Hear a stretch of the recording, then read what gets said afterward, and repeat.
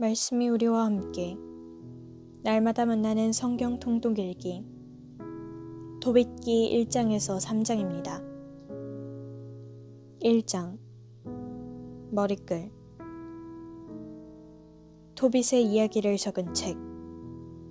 토빗은 납탈리 지파에 속한 아시엘의 후손으로서 토비엘의 아들이고, 토비엘은 하나넬의 아들, 하나넬은 아두엘의 아들, 아두엘은 가바엘의 아들, 가바엘은 라파엘의 아들, 라파엘은 라구엘의 아들이다.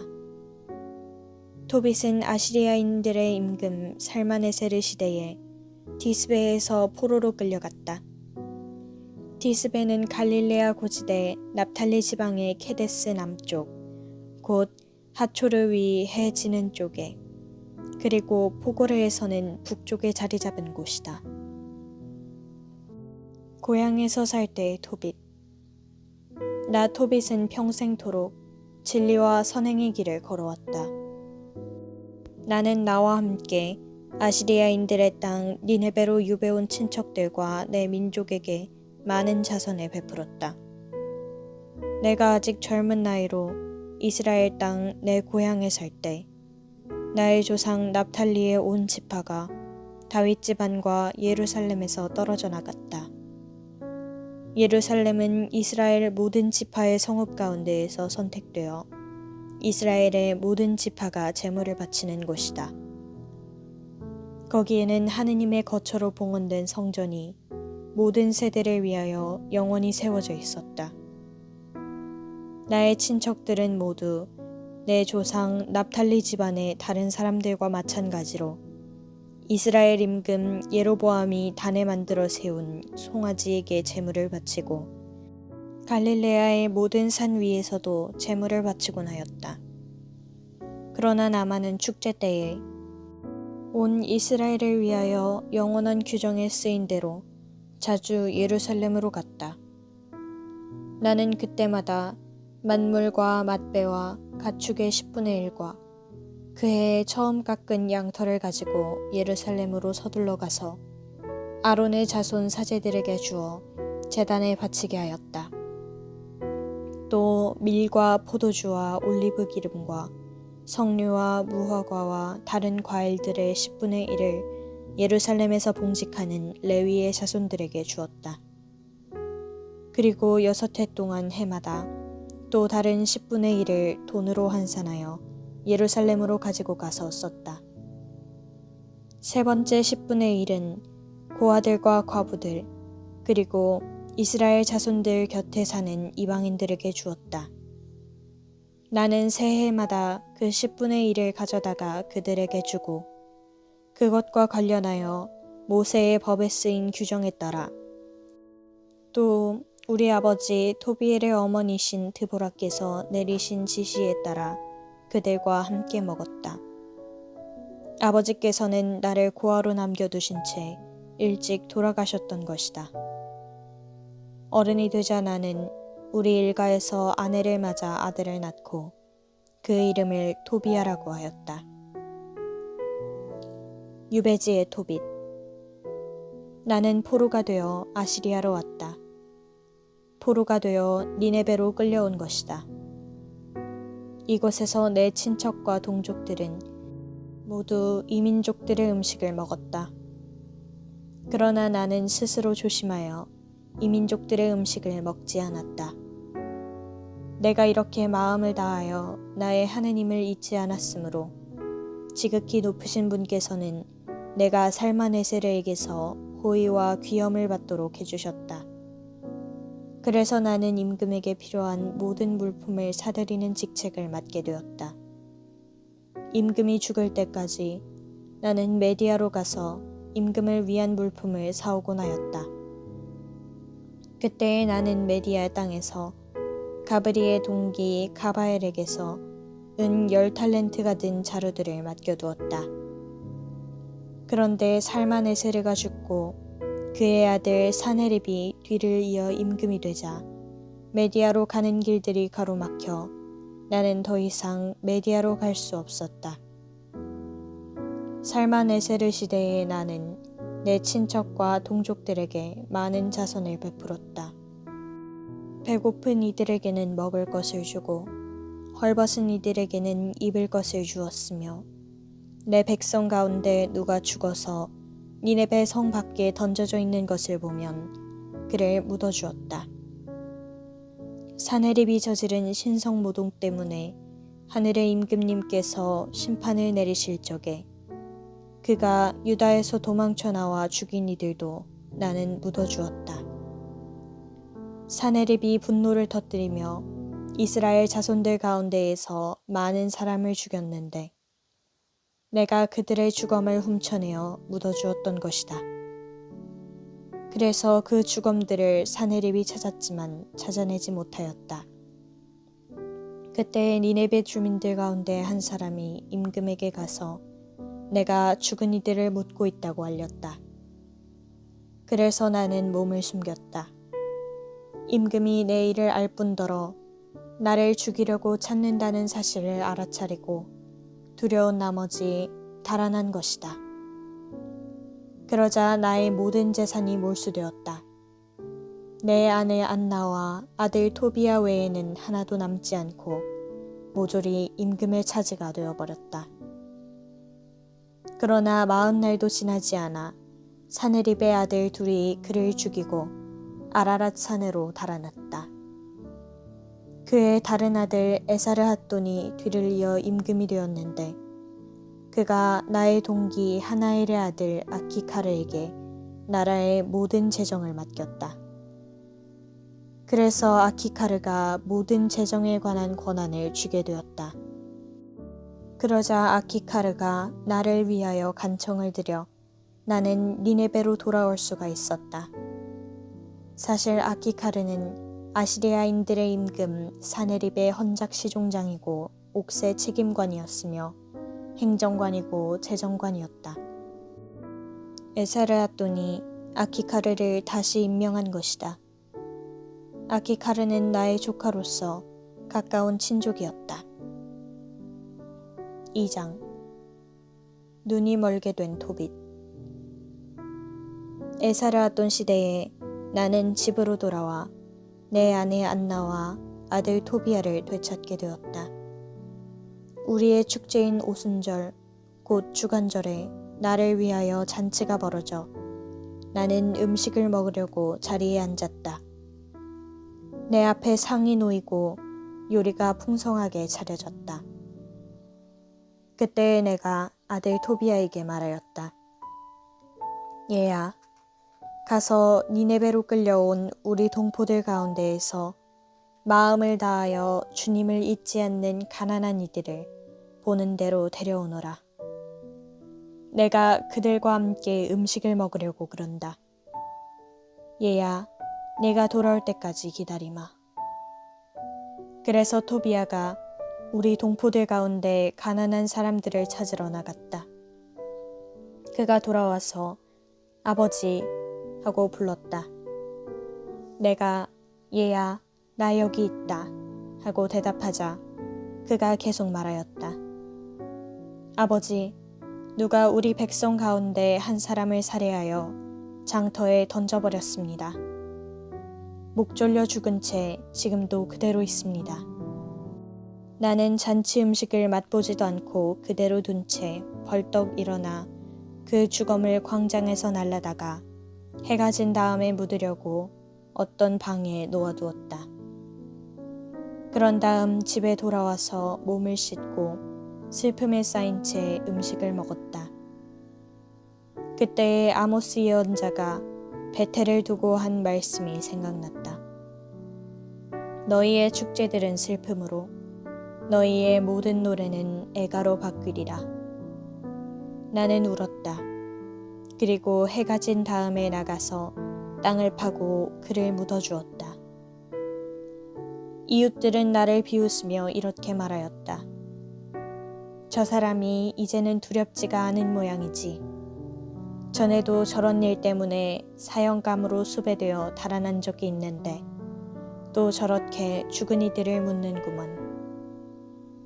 그날 밤 나는 몸을 씻고 내 집 마당에 들어가 담 옆에서 잠을 잤는데 무더워서 얼굴을 가리지 않았다.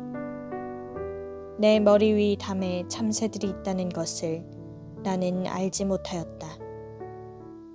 그때에 뜨거운 참새똥이 내 두 눈에 떨어지더니 하얀 막이 생기는 것이었다. 그래서 치료를 받으려고 여러 의사에게 가보았지만 그들이 약을 바르면 바를수록 그 하얀 막 때문에 눈이 더 멀어졌다. 그러더니 마침내는 아주 멀어버렸다.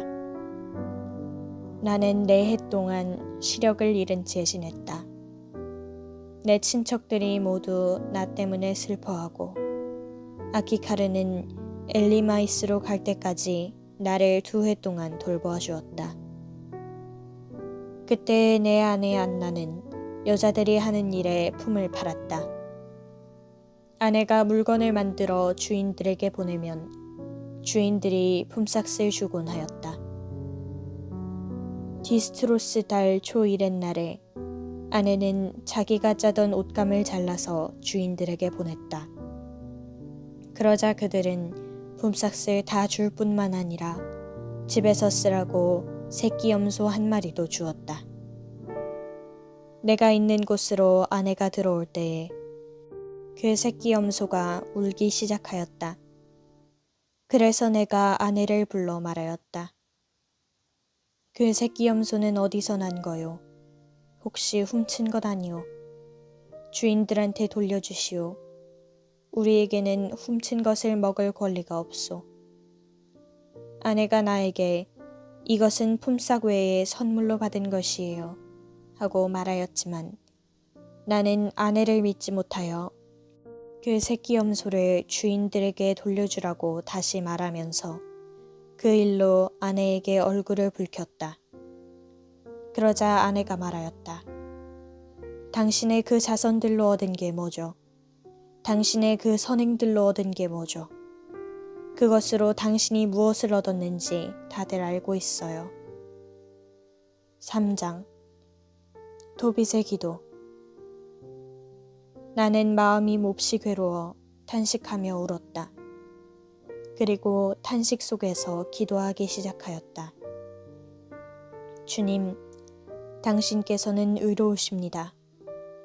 당신께서 하신 일은 모두 의롭고 당신의 길은 다 자비와 진리입니다. 당신은 이 세상을 심판하시는 분이십니다. 이제 주님, 저를 기억하시고 저를 살펴보아 주소서. 저의 죄로 저와 제 조상들이 알지 못하고 저지른 잘못으로 저를 벌하지 마소서. 그들은 당신께 죄를 짓고 당신의 계명들을 따르지 않았습니다. 그래서 당신께서는 저희를 약탈과 유배와 죽음에 넘기시고 당신께서 저희를 흩으신 모든 민족들에게 이야깃거리와 조롱거리와 우쇳거리로 넘기셨습니다.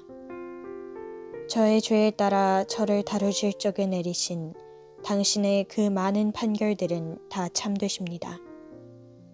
저희는 당신의 계명들을 지키지 않고 당신 앞에서 참되게 걷지 않았습니다. 이제 당신께서 좋으실 대로 저를 다루시고 명령을 내리시어 제 목숨을 앗아가게 하소서.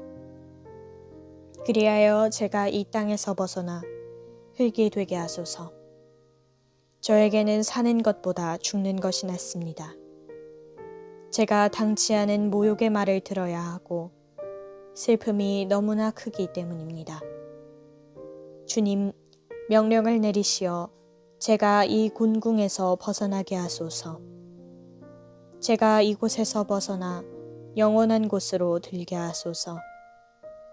주님, 저에게서 당신의 얼굴을 돌리지 마소서. 살아서 많은 곤궁을 겪고 모욕의 말을 듣는 것보다 죽는 것이 저에겐 더 낫습니다. 불운한 사라. 바로 그날 메디아의 엑바타나에 사는 라구엘의 딸 사라도 자기 아버지의 여종들 가운데 한 사람에게서 모욕하는 말을 듣게 되었다. 사라는 7 남자에게 시집을 갔지만 신부와 관련된 관습에 따라 신랑이 사라와 한 몸이 되기도 전에 아스모데우스라는 악귀가 그 남편들을 죽여버렸다. 그래서 그 여종이 사라에게 이렇게 말하였던 것이다. 당신 남편들을 죽이는 자는 바로 당신이에요. 당신은 이미 7 남자에게 시집을 갔지만 그들 가운데에서 누구의 이름도 받지 못했어요. 그런데 당신 남편들이 죽었으면 죽었지. 우리는 왜 때려요? 남편들이나 따라가시지. 그래야 우리가 당신의 아들이나 딸을 영영 보지 않게 되죠. 그날 사라는 마음에 슬픔이 가득하여 울면서 자기 아버지의 집에 위층 방으로 올라가 목을 매려고 하였다. 그러나 생각을 다시 하고서는 이렇게 혼잣말을 하였다. 사람들이 당신에게는 사랑하는 외동딸밖에 없었는데 그 애가 불행을 못 이겨 목을 메고 말았구려 하면서 내 아버지를 모욕하는 일이 있어서는 안 되지. 만일 그렇게 되면 늙으신 아버지께서 나 때문에 슬퍼하시며 저승으로 내려가시게 되겠지. 목을 매는 것보다는 평생 모욕하는 말을 듣지 않도록 죽게 해주십사고 주님께 기도하는 것이 낫겠다. 사라의 기도. 그러면서 사라는 창 쪽으로 양팔을 벌리고 기도하였다. 자비하신 하느님 찬미받으소서.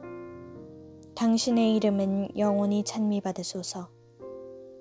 당신께서 하신 모든 일이 당신을 영원히 찬미하게 하소서.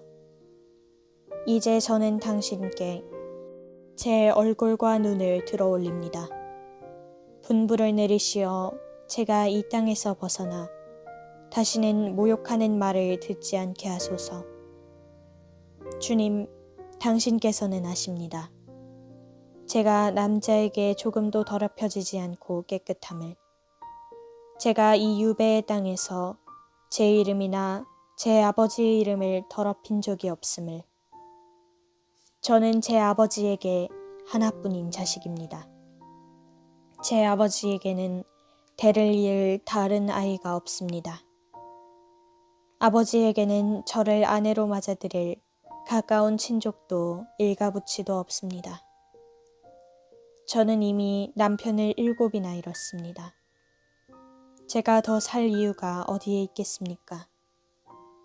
주님, 제 목숨을 거두는 것이 당신의 뜻이 아니라면 저를 모욕하는 저 말이라도 들어보소서. 기도의 응답. 바로 그때에 그 2 사람의 기도가 영광스러운 하느님 앞에 다다랐다. 그래서 라파엘이 2 사람을 고쳐주도록 파견되었다.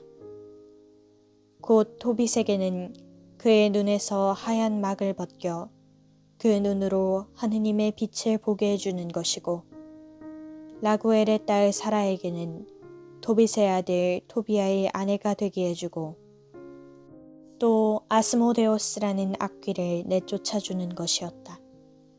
사라를 아내로 맞아들이고 싶어하는 그 누구보다도 토비아가 사라를 차지할 자격을 갖추고 있었던 것이다.